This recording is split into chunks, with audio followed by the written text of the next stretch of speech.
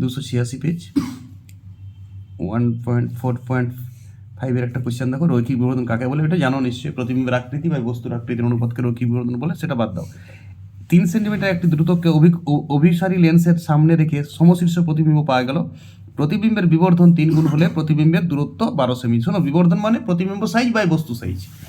প্রতিবিম্ব সাইজকে আমরা ছোট হাতের ভি ধরি, আর বস্তুর সাইজকে ইউ ধরি ছোট, এইটাকে এম বলে, ঠিক আছে? বিবর্ধক, রৈখিক বিবর্ধক এটাই, ভি বাই ইউ। তো শোনো, এখন আমি একটা অভিসারী লেন্স মানে উত্তল লেন্সকে অভিসারী বলার কারণ জানো নিশ্চয়ই। তাহলে একটা বস্তু দূরত্ব, ধরো এখানে বস্তুটা 3 সেন্টিমিটারের বস্তু আছে, সেন্টিমিটার তো ওকে, 3 সেন্টিমিটার বস্তু আছে, তাহলে ইয়ার দূরত্বটা ধরো, মানে লেন্সের থেকে ইয়ার দূরত্বটা হচ্ছে এক্স সেন্টিমিটার আমি ধরছি।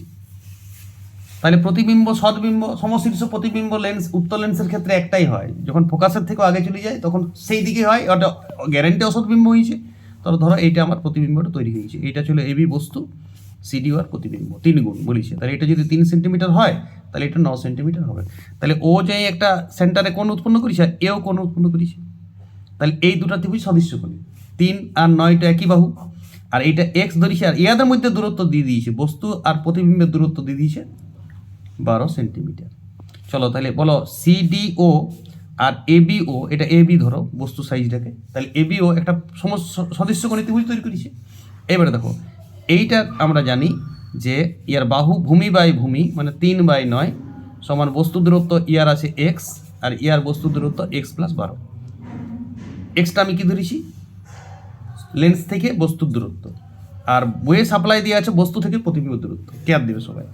তাহলে এবারে চলো 3 নমস্কার করে দাও, এটা 3, তাহলে বলো 3x সমান এক্স প্লাস 12, 7-এর সমাধান। তাহলে বলো 2x সমান কত? 12, তাহলে x সমান 6, তাহলে বস্তু দূরত্ব 6, আর তাহলে প্রতিবিম্ব দূরত্ব কত লেন্স থেকে? 6 + 12 সমান 18, তাহলে বস্তু দূরত্ব লেন্স থেকে 6 সেন্টিমিটার, আর প্রতিবিম্ব দূরত্ব 6 + 12 সমান 18 সেন্টিমিটার। নিশ্চয়ই সবাই বুঝে গেছো, নিশ্চয়ই এই কেসটা জানো যে ফোকাসের থেকে আগে নিয়ে গেলে উত্তল লেন্সের নানান কেস আছে, দেখবে ডিরেক্ট অঙ্ক 12-এর বই থেকে টুকিস অঙ্কটা। ওই জন্য আমরা বলি মাঝে মাঝে যে 12-এর ফিজিক্সের বেশি কনসেপশন না নিয়ে ডাইরেক্ট অঙ্কের লেসনগুলো করবে, অন্তত লাইট চ্যাপ্টারে। লাইট চ্যাপ্টার, সান্দ্রতা, ভিসকোসিটি সব তো 9-এ পড়া আছে, তাহলে তুমি 12-এ বা 11-এ উঠে গেলে ডাইরেক্ট কোয়েশ্চেন ব্যাংক করতে শুরু করো, সব জানো তুমি, কারো কথায় কান দেবে না, তাহলে দ্রুত সিলেবাসটা ফিজিক্স শেষ হয়ে যায়। ডিরেক্ট কোয়েশ্চেন ব্যাংক করাটা খুব ইম্পর্টেন্ট জিনিস।